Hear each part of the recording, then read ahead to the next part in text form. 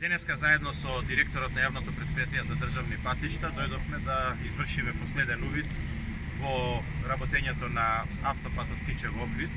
Сите знаете дека ова беше автопат кој што беше со сериозни потешкоти од аспект на техничката документација, од аспект на неиспроектираните, значи и недозавршени проекти и од аспект на све што не било испланирано во смисол на клучки, тунели и регионални патишта за приклучување на населените места кон овој автопат. Потрошивме скоро година време, но тоа време не беше узалудно потрошено, напротив, ги доведовме, значи, сите проекти технички во исправна состојба.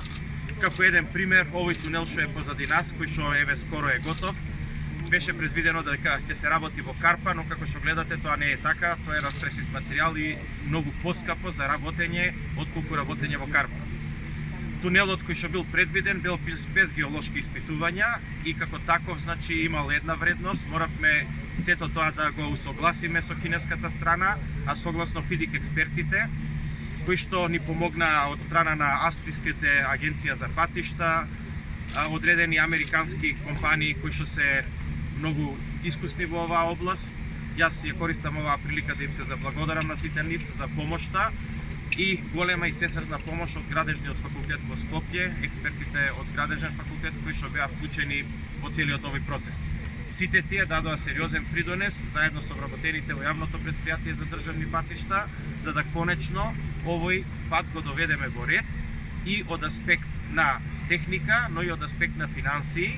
За сите дополнителни работи исклучително ги намаливме вредностите на цените помеѓу кинескиот изведувач и македонските компании. Сакам само да напоменам дека претходно разликата во цени беше голема, над 50%. Сега таа разлика во цени ќе биде сведена согласно меѓународните ФИДИК пропозиции на 10% и мислам дека со сите тие заштеди и на тунелот и на дополнителните работи ќе направиме сериозна заштеда од првичните средства кои што беа побарани до тоа кое што конечно ќе биде вредност на овој автопат од некои 70 до 100 милиона евра заштеда.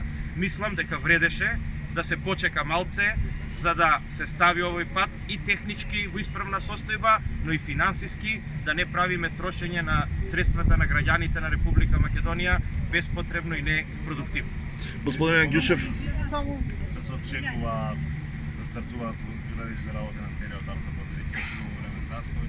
Градежните работи на целиот автопат се одвиваат континуирано цело време, но со намалена динамика. После припремањето на последниот анекс кој што ќе биде деновиве подготвен и поминат во парламентот, работите интензивно ќе продолжат.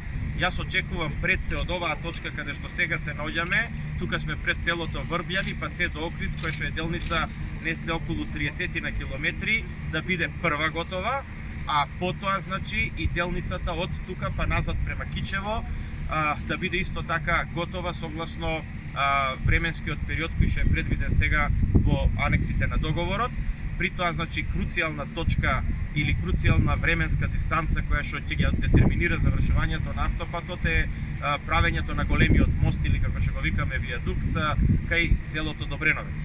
Тој е најклучниот во делот на време траењето на градба, а додека оваа делница од Врбјани па до Охрид очекуваме да биде побрзо готова и да биде пуштена во функција.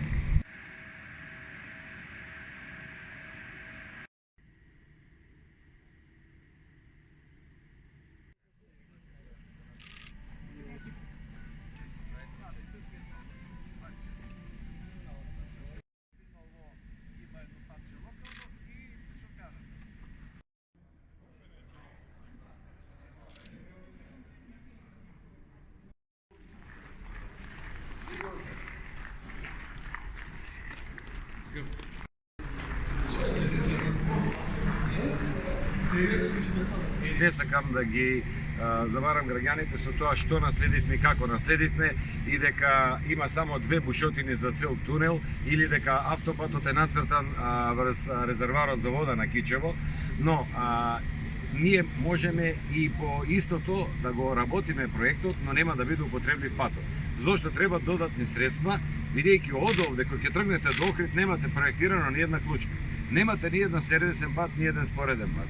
Значи, сето ова конечно дојде, вака да кажам, на крајот од денот, да веќе ги имаме готови, најголем дел од проектите веќе имаме сликата како да продолжиме и што е најбитно, по многу подруги и поразлични цени отколку до сегашните. А во меѓувреме, Гостивар, Кичево патот тотално се рехабилитира, значи се правиме за да може да се оспособи целата фреквенција на овој дел од патот, а нашата интенција е од Охрид до тунелите парцијално да се пуштат како што се готови делови од патиштата, но тоа нема да биде по километар-два, него 5, 10, 15 км, за да веднаш да се оспособи сообраќајот, да се растерети и што најбитно економијата да може да функционира уште повеќе. Графични цени помали или повисоки? Пониски. Значи, Да на прецизираме. цените кои што сега се работи се далеку пониски од цените кои што се работело. Дали можеме да очекуваме нов пат до Свети Наум? Да. Значи, таму е многу чувствителна тема, мораме многу да внимаваме за еколошкиот проект, ставен е во програма за следната година, но мора проектот да се работи согласно екологијата и согласно дозволите од УНЕСКО, знаете колку е тоа чувствително. Значи, воопшто не е проблем да се направи патот, да се рехабилитира патот од Охрид до Свети Наум. Но било какво проширување е проблематично, затоа што треба да се внимава за жал на екологијата, а и од интерес на сите нас. Проектот се работи и пролета ве гарантирам дека ќе биде тендериран. Ова е значајна артерија за економијата во овој дел од земјата, но дали е предвидено поврзување, односно продолжување на автопатот до граничниот премин Ќафасон, бидејќи без тоа веројатно. Значи, целиот овој регион спаѓа во тој дел така наречен заштитен појас од УНЕСКО и мора многу да се внимава.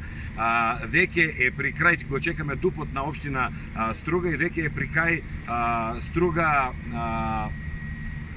со приклучокот до автопатот, а во меѓувреме се завршуваат проектните решенија и ќе се тендерира проектот за автопат од Струга до Ќафасон. Но исто така, веќе едната делница е идејниот проект е завршен од Кичево до Букојчани, што е дел од Кичево Гостивар. Во меѓувреме исто така се дава и се проектира проширување на автопатот од Тетово до Гостивар, да биде така како што треба да биде автопат. Значи, целиот овој коридор 8, кога ќе тргнете од Демиркапија, од Крива Паланка до овде, се комплетно работи, се реновира, се проширува, се прават експресни патишта, автопатишта.